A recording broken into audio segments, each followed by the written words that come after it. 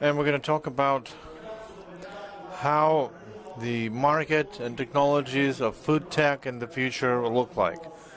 So, Dmitry, I'll start with you. Whether we'll eat meat in the future, or we will rather eat insects instead of meat. Well, there will be meat. There will always be meat.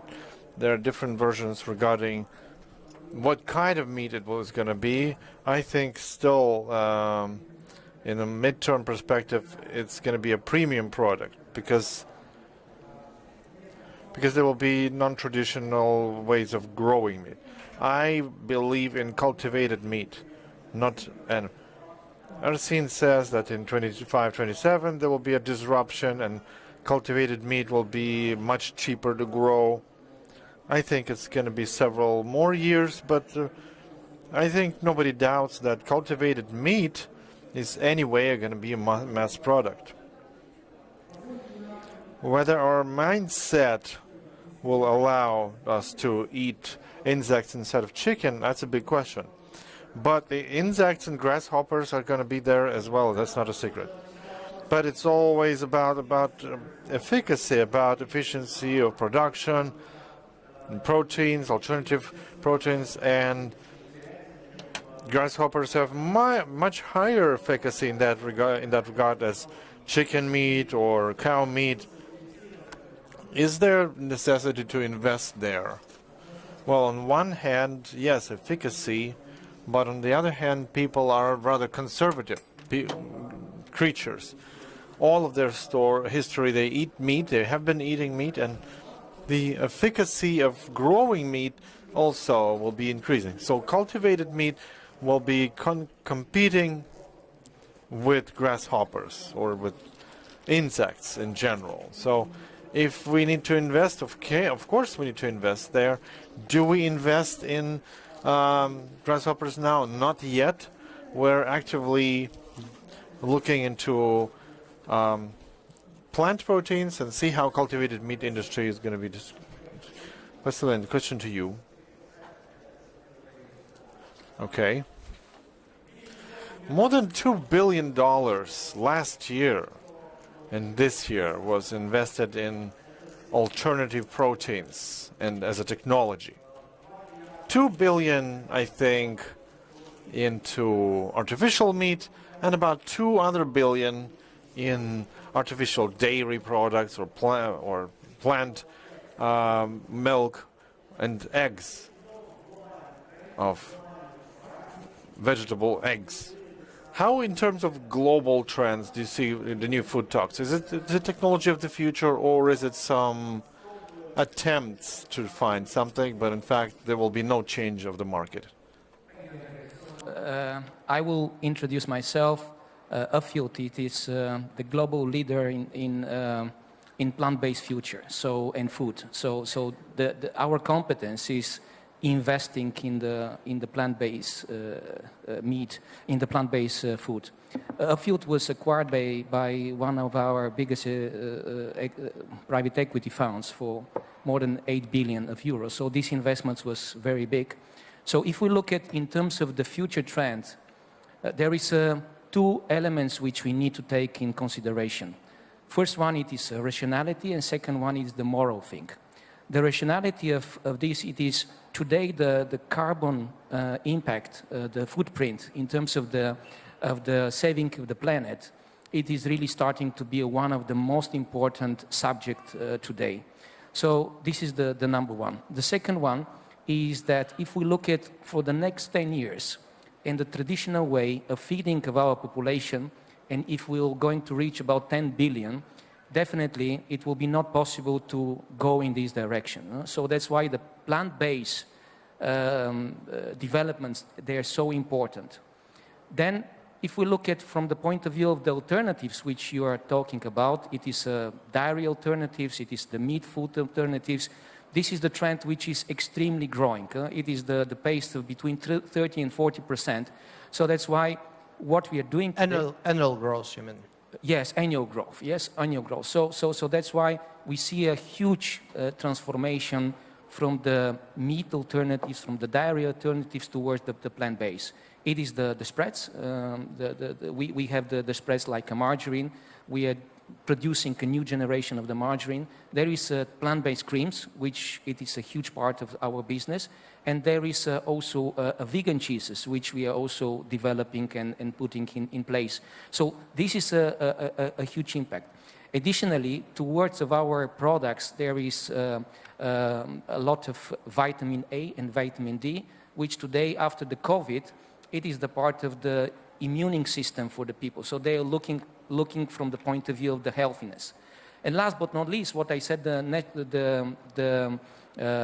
moral thing is that if we look at from the point of view of the cow, which it is living between 5 to 4 years instead of 20 years, it is really the exploration of the cow. So this is something which is also from the new society quite important fight. Thank you, Василин.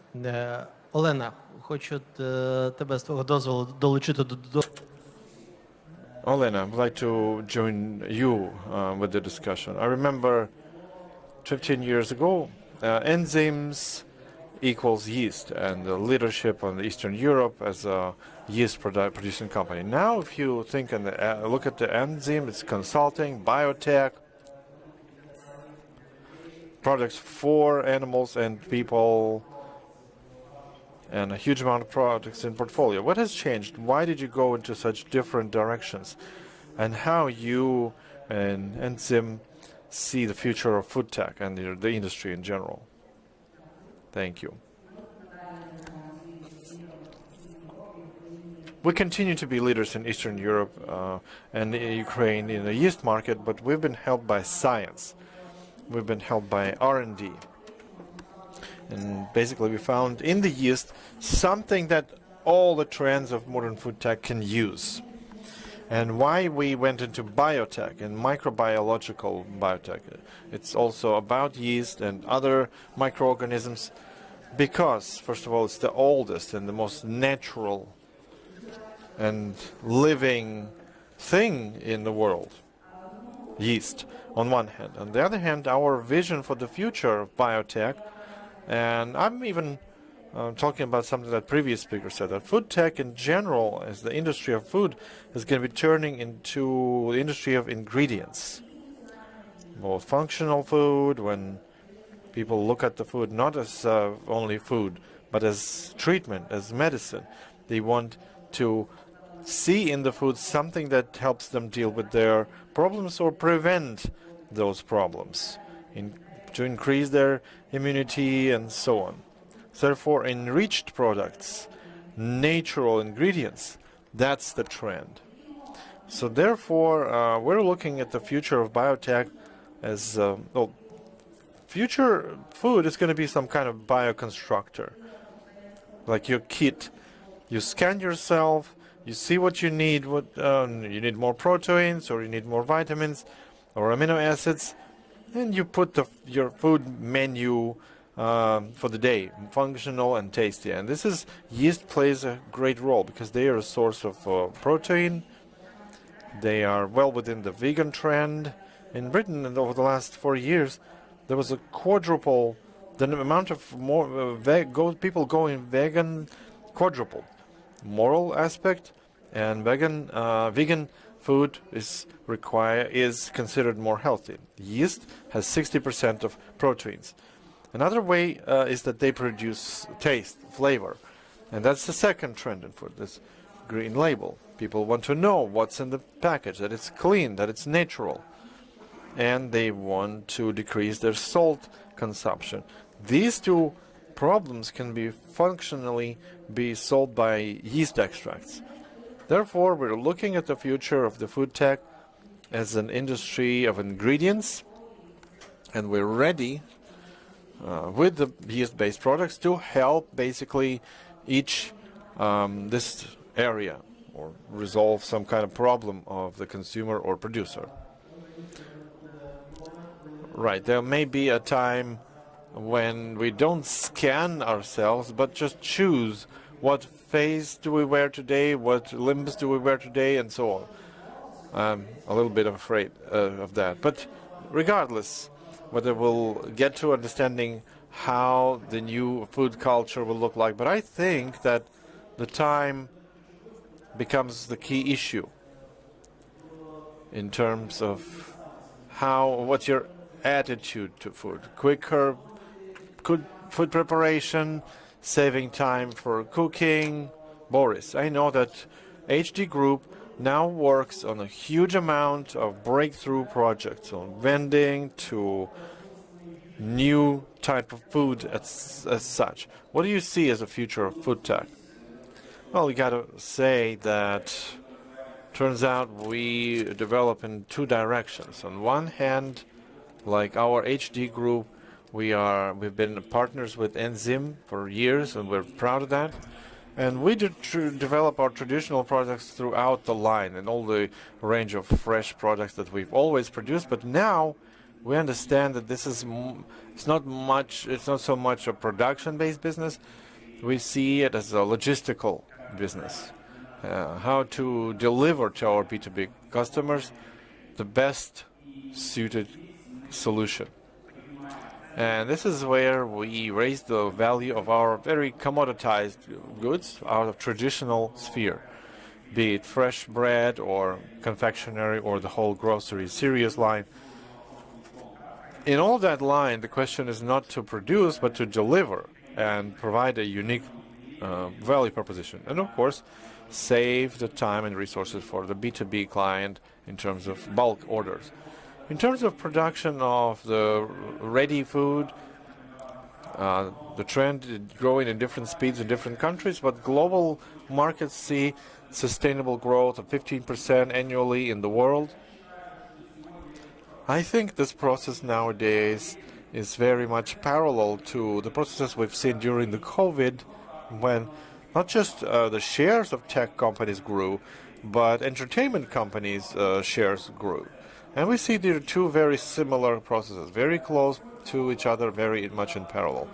Because anything that happens now in online sales, e-commerce, entertainment companies such as Netflix, gaming companies, basically all of the main task is to tie a person to the screen and compete for their time and attention. So we, with the ready food market, we are within this trend and competition. But see for yourself, the number of studies, the average family spends about 6 to 7 hours per week to cooking food. So all sum it up together, it's 2 or 3 years of their life. 3 years of their life, people spend time cooking some food. Imagine the time amounts that we spend on that.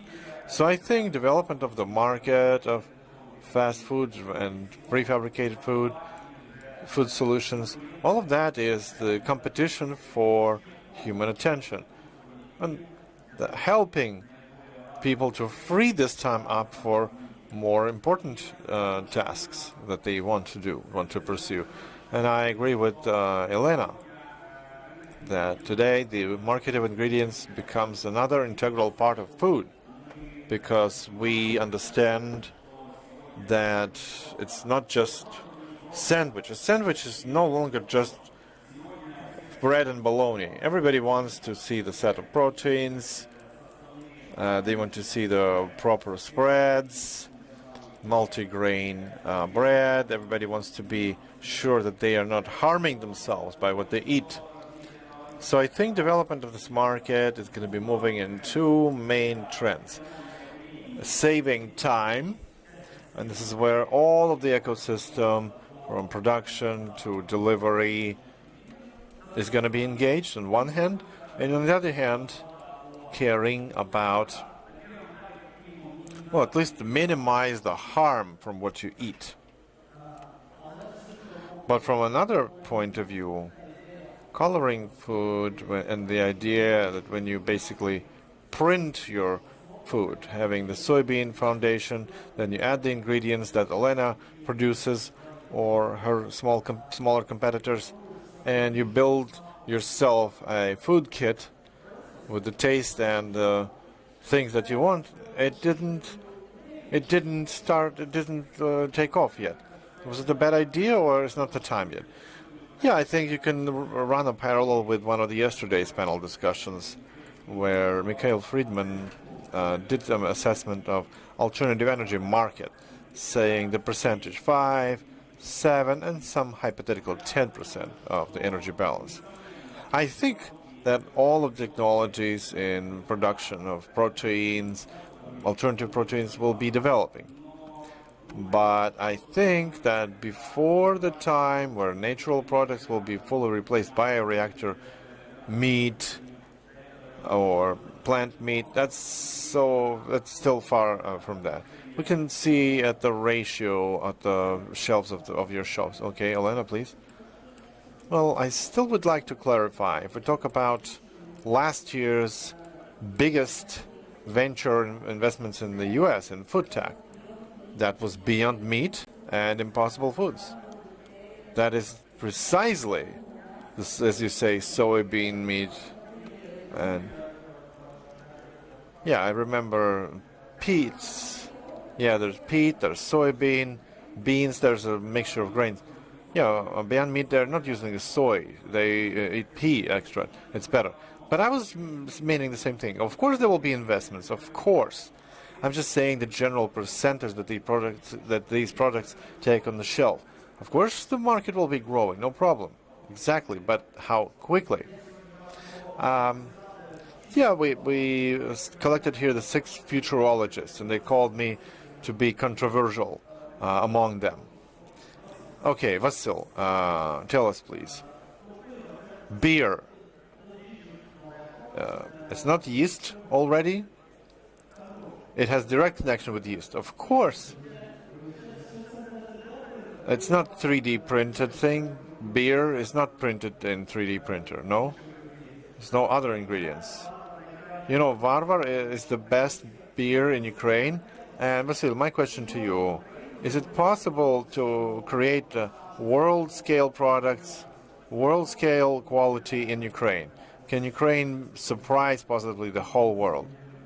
Well, that was our task initially when we created the company. When I looked, why can't we build a product that would be competitive with the best world brands?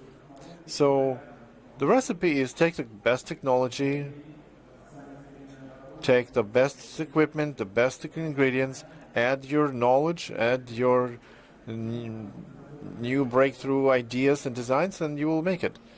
In the small time that our company has brewed about 250 different varieties of beer, I think that this combination in the discussion about the future and maybe present, I would be more reserved about it. I would stick more to the tradition, because we are using state-of-the-art technologies, but we are based on traditional technology production. Yeah, artisan beer revolution that started in the 80s in the US finally reached Ukraine, and in the last 5 to 7 years, it was quite a big development of this small niche industry. What's it different in? It's founded on traditional technologies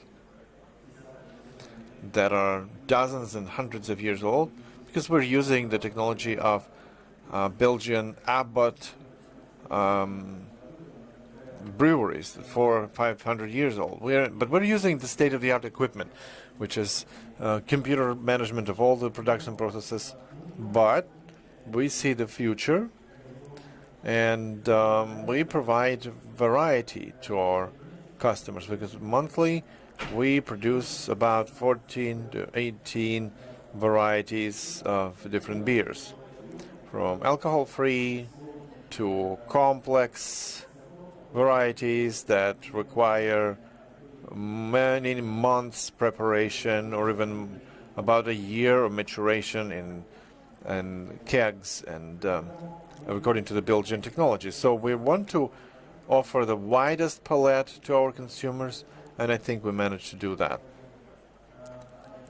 We've started exporting to the Netherlands. Just a second batch was shipped, and we read great reviews from our consumers. So I think that Ukrainians have everything that they need to produce the best world product. And I see my colleagues who are doing wonderful things nowadays. So support them. Explore our products. I'm not only talking about our company, but this panel was specifically put on Friday so that after the panel discussion, you can taste everything we talk about. Of course. Right. And yeah, I think that's the future is great for Ukrainian producers. Thanks a lot. So continuing the topic of alcohol. So 10 years ago, I've suddenly seen that my mother started breaking bad. On our family banking card, I receive constant reports what's going on. My mother seems to be going to good wine shop every day, and I was surprised. And I'm looking at her, what's happening?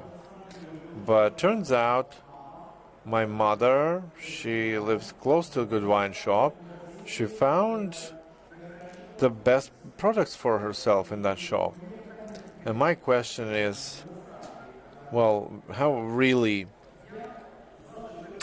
your opinion, I'm talking to Volodymyr as the founder of Good Wine.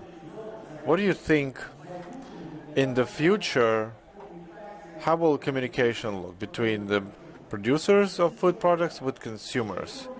What kind of role the retail is going to play? Is it going to be the center of consolidation of products, or expertise, or inspiration? And will there be retail at all with the direct-to-customer system growing so rapidly?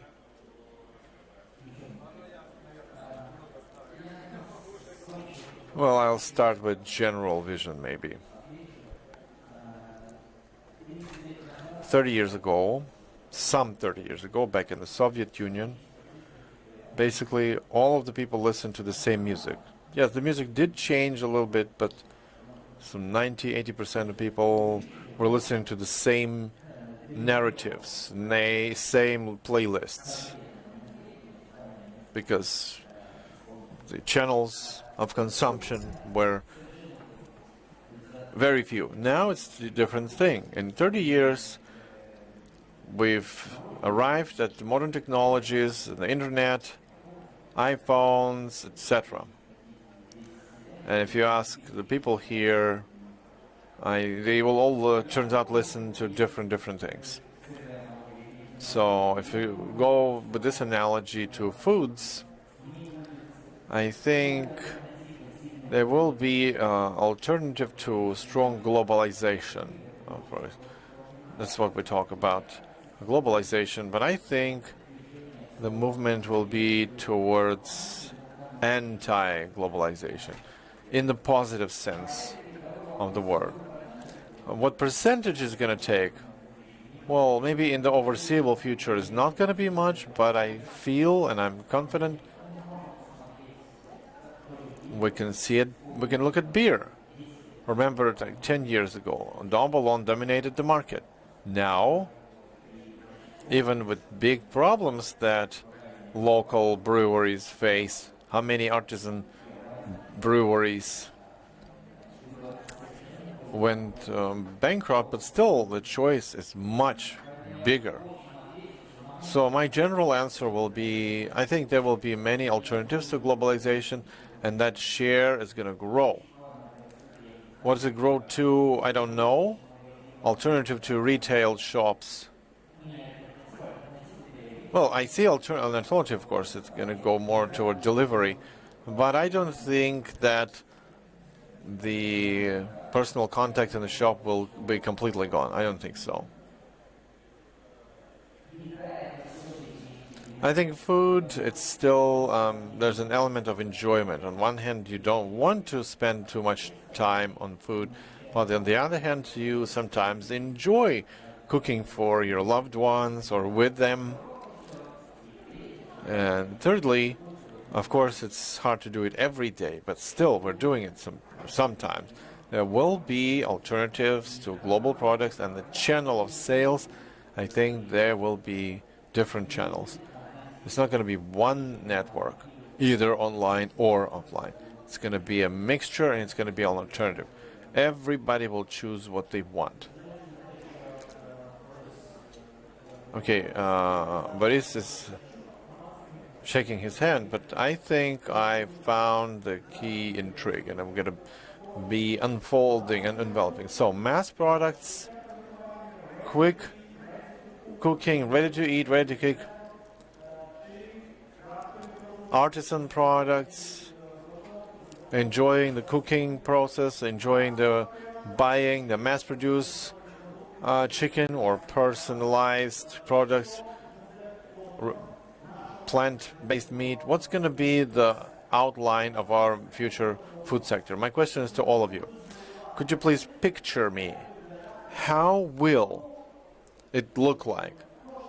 Either a regular menu in 2030 or supermarket or marketplace shelves, how they will look like. Yesterday we did a foresight of e-commerce. E-commerce think that the offline will grow, personal contacts will grow, soulful conversation, etc. Dmitro, what do you think? What in 2030? What's going to be on the menu? I think that in the future we're going to talk about not how we eat, well, not only how we eat, but what service package we get and who gives us this package of services. And food is going to be one of those services. Like yesterday with Mikhail Friedman, we talked about ecosystems. He said, I don't like the word too much, but still he said that it's some kind of batch or set of services where each service is the most competitive on the market. That's one trend. Secondly, that consumption is going to be personalized to the max. We understand that it's inevitable. How it's going to happen? Through delivery networks, through hyper-local trade, through robotized trade, through offline shops. I think there will be a place for everything. And it's going to depend a lot in terms of, are we talking about capital city or remote cities? People are different. They may be different in different locations. And the consumers that go to good wine shop, they won't be found elsewhere in the village in the Ukraine, and they will want to find that level of service. Why then MHP drops the brand, goes to humane food that you have to feed 10 billion of people in Africa and India need more and more food? Is it going to be standardized food? Standardized set of proteins, vitamins, and some products in boxes? Or is it going to be food that you enjoy eating, enjoy itself? I think it's going to be somewhere in the middle. We are moving towards the ingredient market.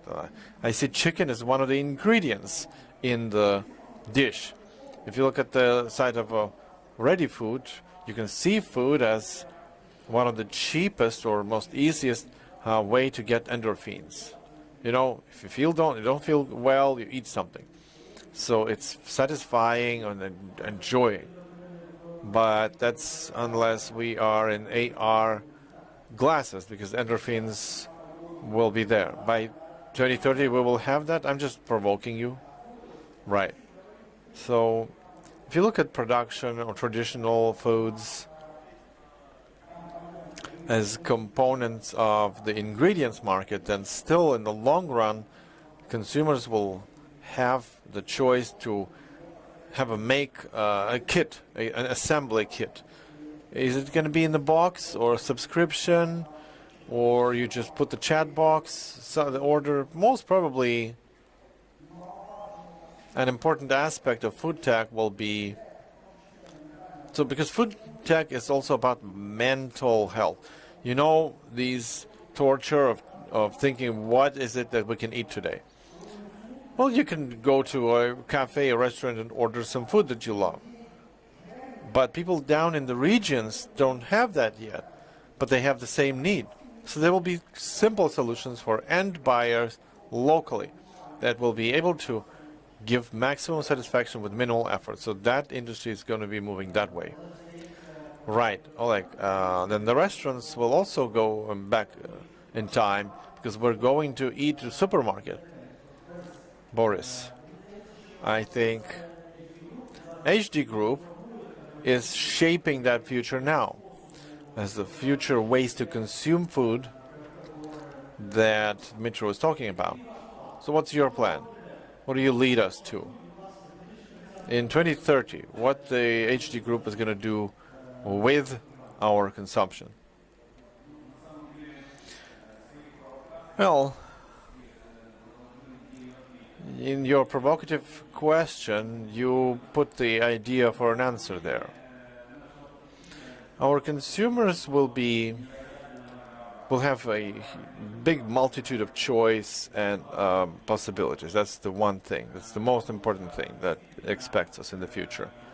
Because globalization will make its big turn around and will revive artisan shops, artisan breweries, artisan and, restaurants and cafes, where everything from buying to consumption is going to be not just satisfying your daily needs, but something to enjoy, something to savor.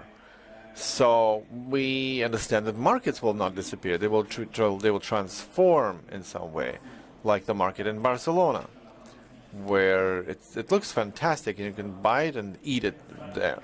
So it's going to be an element of entertainment. It's going to be quality time, not just satisfying your basic needs.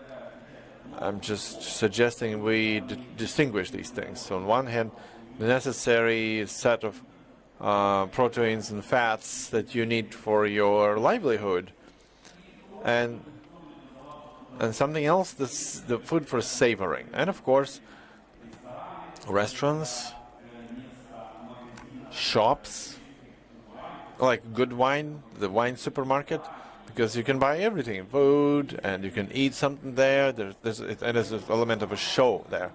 So the formats will be varied. But on the other hand, there will be sufficiently enough standardized solutions with the full set of services, with minimized time of choice. As for the choice itself, continuing your futuristic ideas, I think the choice will be made for the consumers.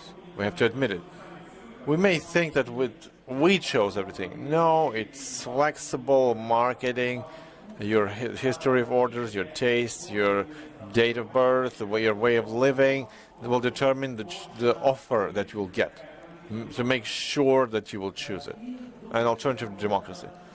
Well, Elena will open the shop Good Vitamins, where it's not going to be Italy, Spain, or France like Vladimir did, but it's going to be B2, B12, vitamin D, amino acids, yeah, from all the world. Yeah, Olena. So from the point of view of enzyme, what Ukrainians will eat in 2030? What are you preparing the producers for? I agree with all the previous speakers that we will be moving towards personification, maximum personification and localization.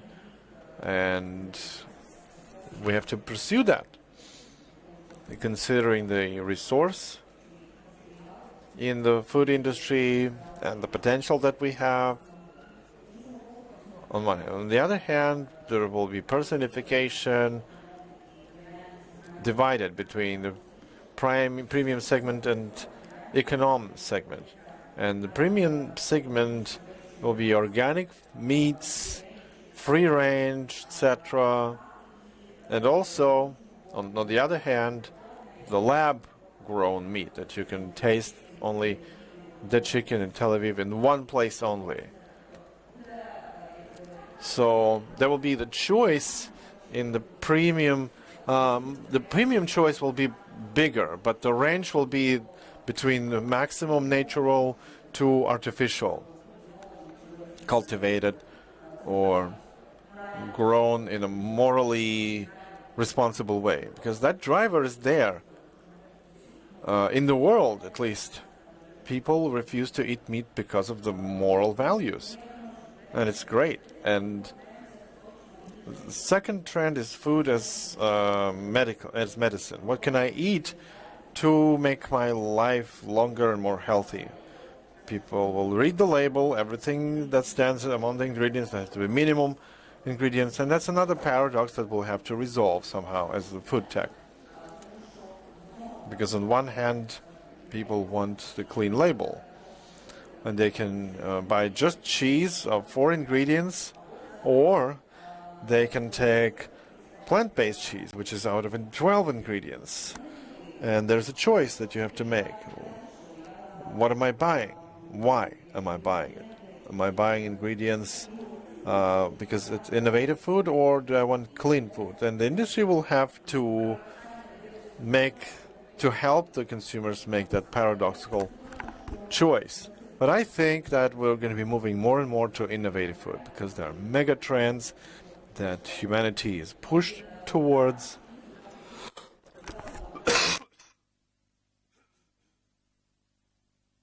Just recently, there were several articles about food tech.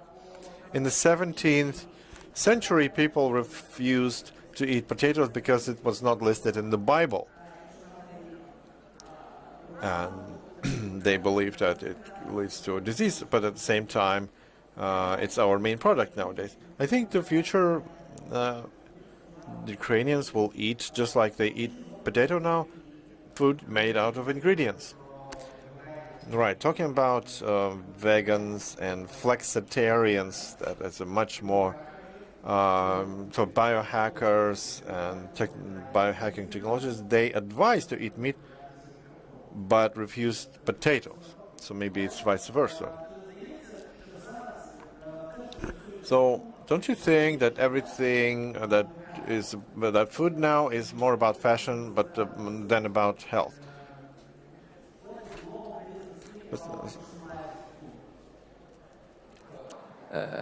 I really agree with what Olena said at the beginning.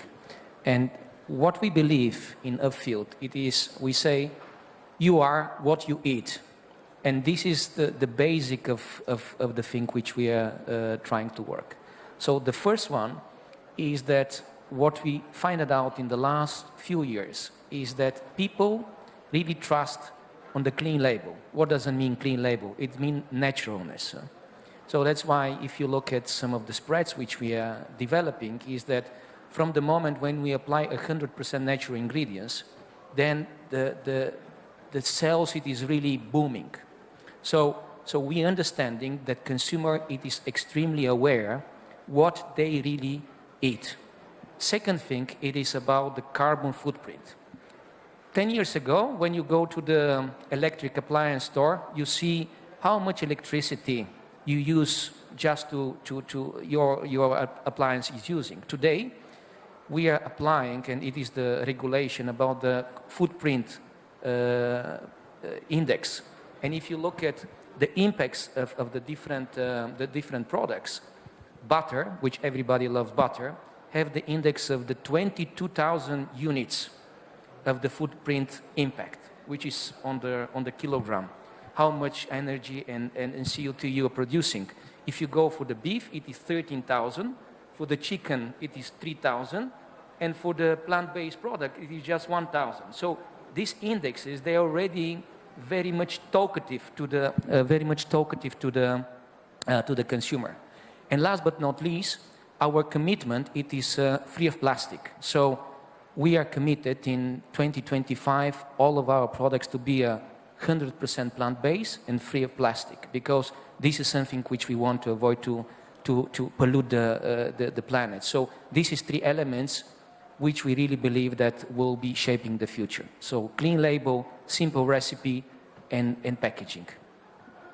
Great, thank you. Thank you, Vasilin. Vladimir. Thank you.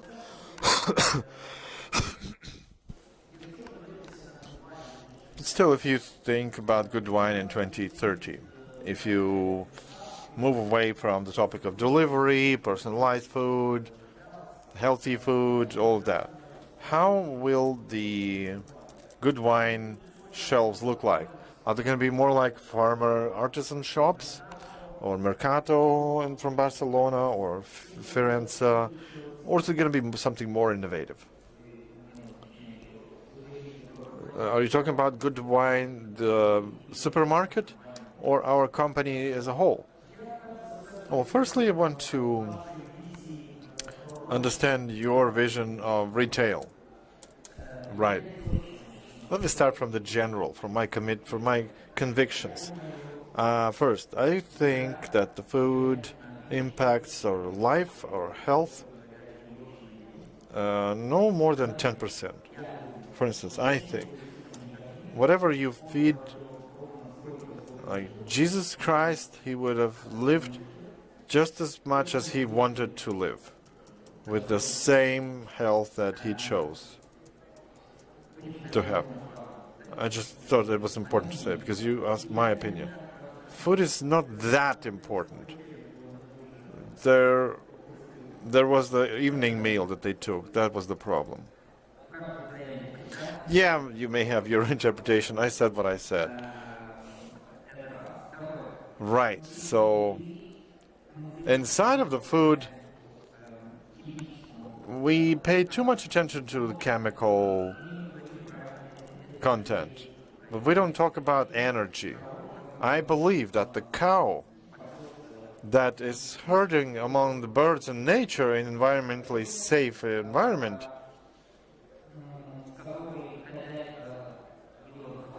that is talked to by the farmers, they give a different milk, principally different. I don't know how to prove that.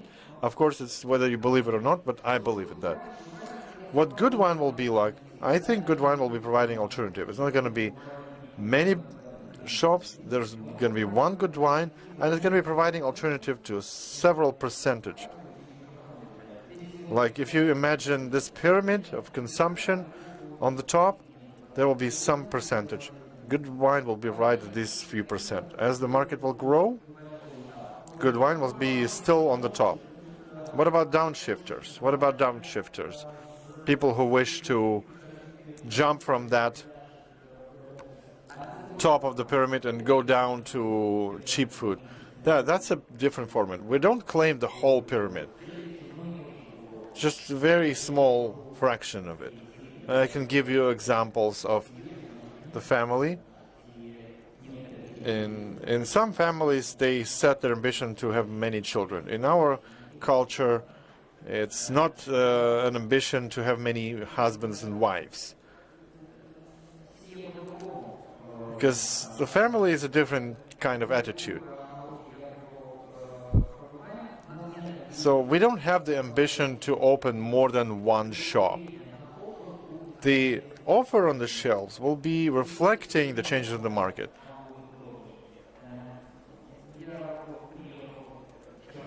Like I came yesterday from London, I found a cheese shop just yesterday. I'm not a big cheese consumer. There's a great choice of cheeses, some 60 of them, but all of them from raw milk. What is raw milk? Non-pasteurized.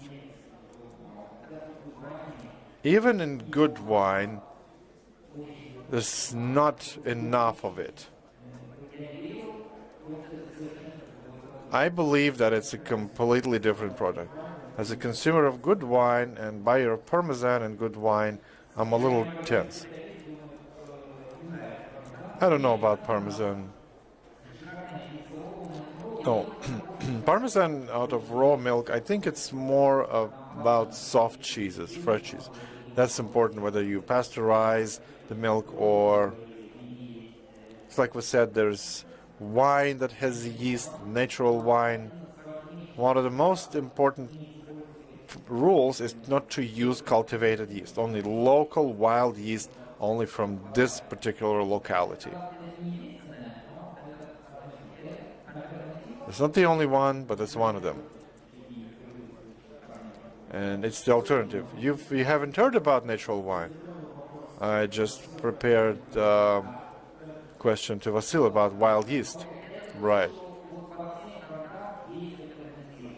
So there's an alternative everywhere. It's not going to be a big alternative, just several percent. Everything that you need in mass production, that's what the world needs. In the next 10 years, we won't be going a catastrophically different way. Now we have one of the most smallest profitability for average Ukrainians. They don't earn enough money. They can't afford it. It's nonsense. So that's why everything that's happening on the market is important. But about us, we're going to be providing alternative to this few top percent. And it's going to be transformed as the market evolves. So basically, we're going to do what we're doing today. There will be more of that tomorrow. And we will go a bit further by moving forward. Okay, Vasil, of course, the question now about the beer. Is the culture of consuming traditional alcoholic beverages in the past, is rather going to be beer for sports athletes? Is it going to be just isotonic, useful beer, healthy beer for mothers and singers? Great question. Well, like previous question about the yeast, we're experimenting. We work with spontaneous fermentation using old technology, several hundred years old. But we understand that it's not mass-produced. It's an exclusive product. This kind of beer is only produced small batches, and the term from a year and more. It's limited series that are selling very quick. We've sold the first batch on Facebook in 18 minutes. So in order to satisfy the needs of different consumers, you have to offer them the product that they will like. Some people like soft or thick stouts. Some people like IPA. So we're trying to expand the line to have the opportunity to feel the wide palette of the product. But honestly, we've seen the network Sea of Beer.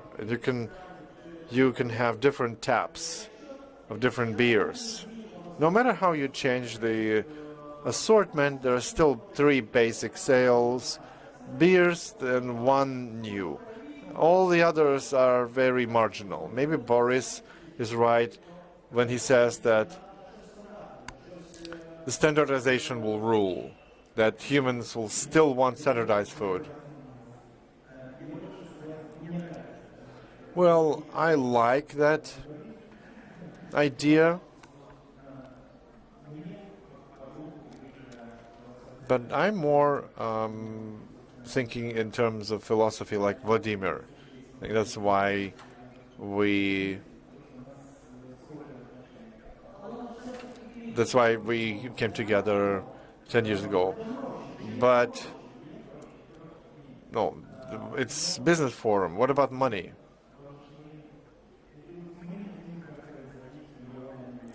We don't want to produce by millions of liters. I understand that I will not be able to live like that, but there's a great brewery in Portland, Maine, and they produce small amount of beers, and one ingredient is the 2 trees that provide yield, and that's And they say, plant many trees. Why don't you plant many trees of that fruit that they add to the beer? They say, no, it's enough for us. And their product, people stand in line to get their product. They sold it before they produced it. So I agree that diversification of food market is going to be happening, yes. Like Pareto distribution. Maybe different ratio, but still 80% will be consumed as an industrial, mass-produced food, but the remaining small percentage will disagree with that, and they will try and find artisan farmsteads, artisan shops, artisan produce, or print their food personalized on a personalized equipment. I'm not going to eat that. But depending what kind of recipe and what kind of equipment are you using. Right. There's only one question from the audience. I remind you that you can post your question on chat. Andrei Blikac. That's Blitz Q&A. What are the sectors that you invest in or are ready to cooperate with in shared investment in food tech? Boris, what would you say? What's the priority now in terms of investment, and what startups are you ready to work with? Well, I want to give you that provocation back. Well, first of all, don't exaggerate, because I enjoy going to good wine, but that doesn't mean that I don't like the beer, Varvar. I'm a regular guy. And I remember in Israel, I have close to my home, there's a little sandwich shop. And you can come there 2 o'clock, and they close down. And they ask, why are you closed down? We ran out of bread. We bake it in the morning, and we make sandwiches. I say, it's ridiculous. You can't store it in the cold. And they say, we don't need more. We only use what we baked in the morning. As soon as we sold it, we shut down. And in the morning, people come back. And it's great. So what's going to happen in terms of tasty or not tasty? The industrial food producers, their next stage, they will start moving using artisan technologies, artisan tastes, artisan look, and to still go into personalized solutions. Whereas we're going to invest, and that's why we created this specialized portals.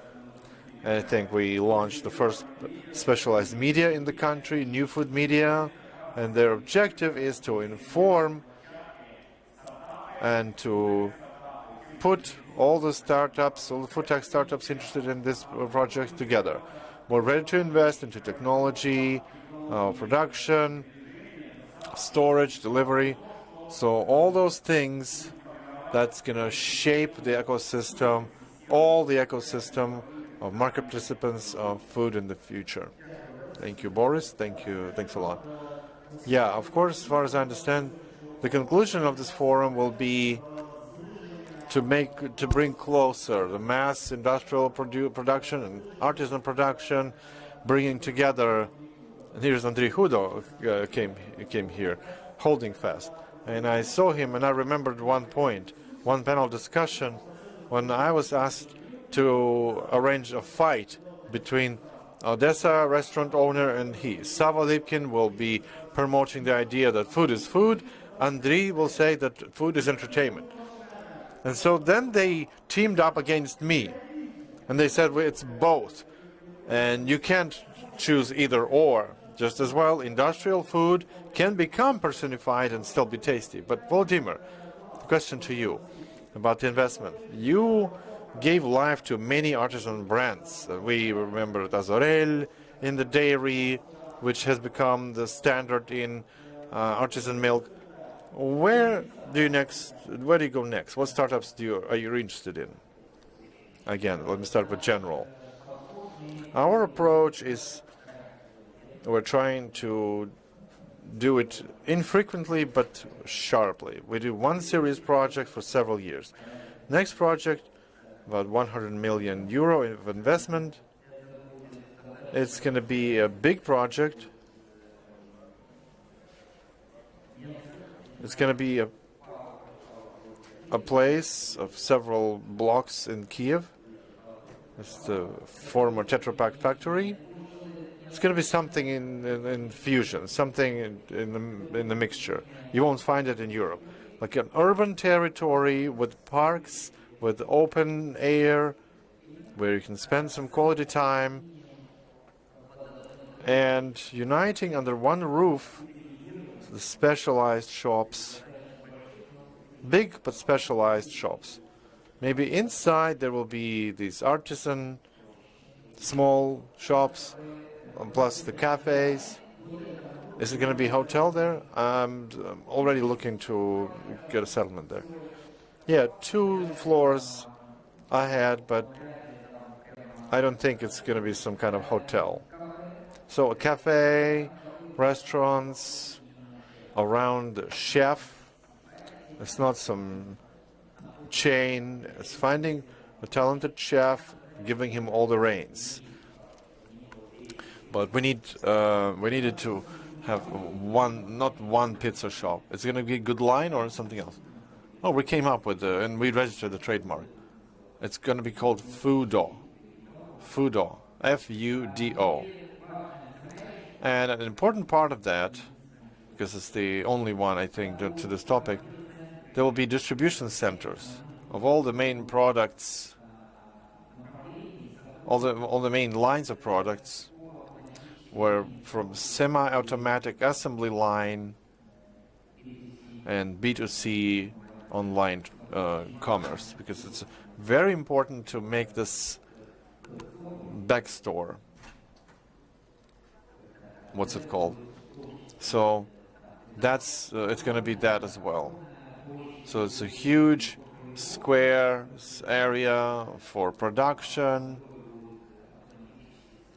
and automatic shipping of the goods. My long answer, but that's one project.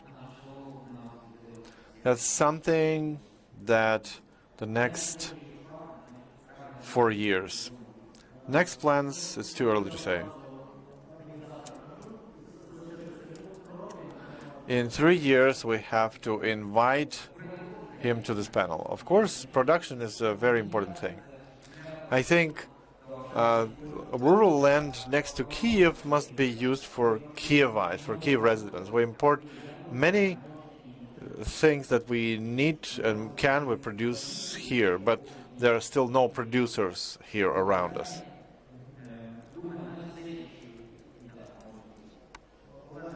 Okay, Olena. Will there be yeast production next to Kiev in the rural areas? Maybe the next R&D center, because we are investing in science, and we're going to be investing in science. It's a long shot. It's a risky investment, but we believe that microorganisms can be a source of ingredients, and very useful ingredients for us. So the future is production, but production, scientific production, and it's a question about future investments. And this is where education will go, science will go. Another idea that I would like to post, and the colleagues here, they were talking about that, an ecosystem and collaboration. Just several years ago, there was an online forum in Geneva, Geract Pro, about taste and food tech and biotech.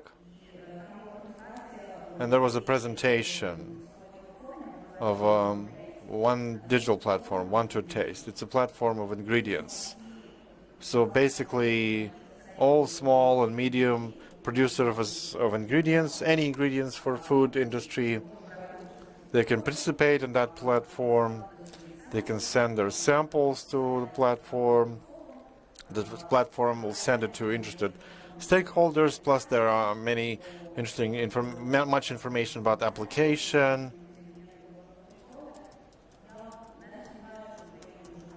I believe there are many players in Ukraine. They have to be united on the local level, and Borys is doing that with his media. But a lot will depend on the perception of consumers and our communication about it. Be transparent, explaining why it's not harmful. So this kind of platform we need for startups that know that there's this market and they can participate. So that's the... Yeah, I think it's a pass to Andrei about local level. So where do you, Varvar, where do you invest? Because it's not only one brand. And what startups do you like? Ukraine used to play a very important role on the European map as producer of the main ingredients for beer. Now we almost lost this industry.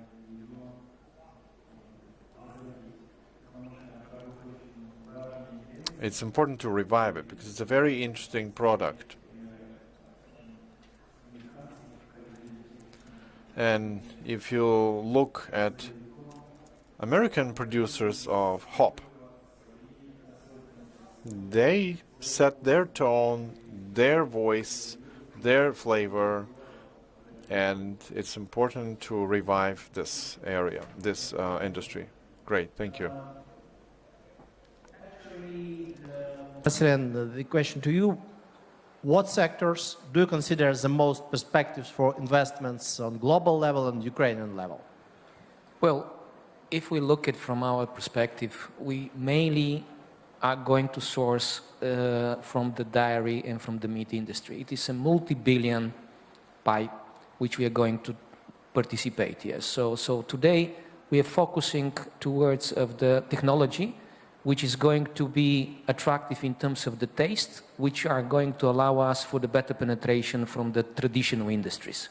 So this is the most important thing, because at the end of the day, when you come to the real consumer, he said, yes, this is tasty, this is healthy, this is something which I know. So this is the most important thing. So everywhere which we are able to find alternative plant-based and to replace this, we are going to invest. From the point of view of the Ukrainian, one of the things which the economy, which we are also using, it is to limit our footprint, carbon footprint. And one of the direction of this, it is to source our raw materials from the closer places. For example, today, we are not really interested to buy oil from the Indonesia or somewhere else. We are today sourcing sunflower from Ukraine. Yes? So as closer is the route of the direction, this is also one of the places which we're investing. So this is definitely the direction. Do you buy some startups or small businesses in order to make them a part of your portfolio? Yes, when we see that it is attractive, when we see that this is something which is the part of our DNA, which is plant-based, we are definitely investing in this. Thank you. Yeah. Thank you, Vasilin. Ну, расскажи уж. Okay, share some of your scary plans. What are you planning to invest? And what tasty startups are you going to buy? No scary plans. When we invest, we think about three things. First, we want to be in the dish of a consumer.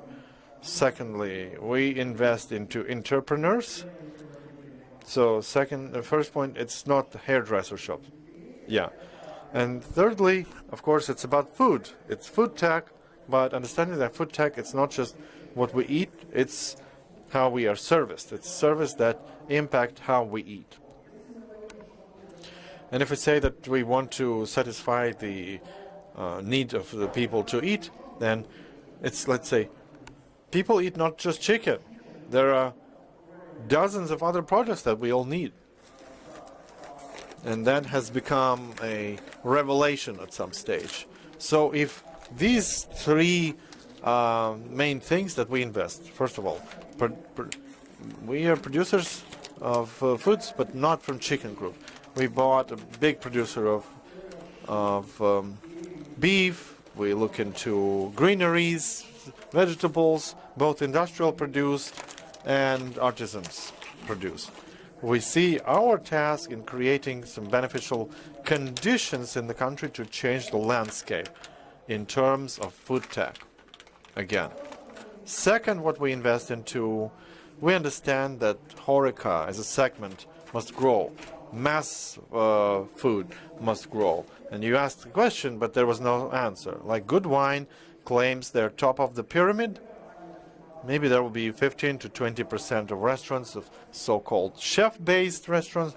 The others will be QSR, quick service restaurants. And in this country, there will be thousands of them. We're looking for entrepreneurs who have the ambition, have the desire to win the HoReCa market in this country. And we are ready to give them the fuel for that. And the third is technological companies, tech companies. We already have some super successful investments. We're looking at successful investments. And it's a big open question. What kind of technologies are relevant for food tech? And you can see that who else is investing in food tech? It's not a secret for everyone. Silpo supermarkets, they built their ecosystem. They launched a bank. Oko wants to buy Colo network. And they want to bring Burger King to Ukraine. My point is that you're trying to buy a chain of gas stations? No, not necessarily. There are overlapping industries with the food. Industries that on the first glimpse they have little to do with food.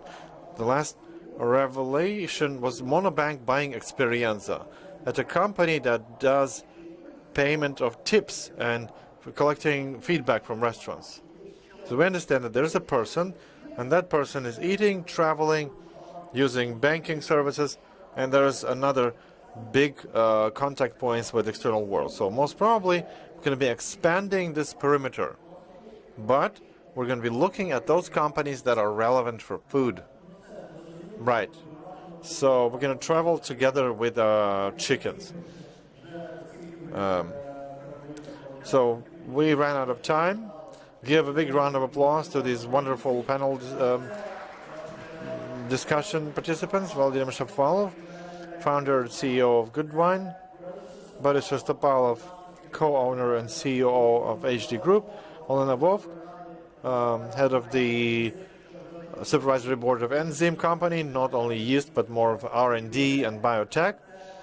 Vasil Mikulin, and the best beer in Ukraine, Vasil Insanov, CEO of Edfields, and Dmitro Zazula, advisor of top management of MHP, Andriy Didic.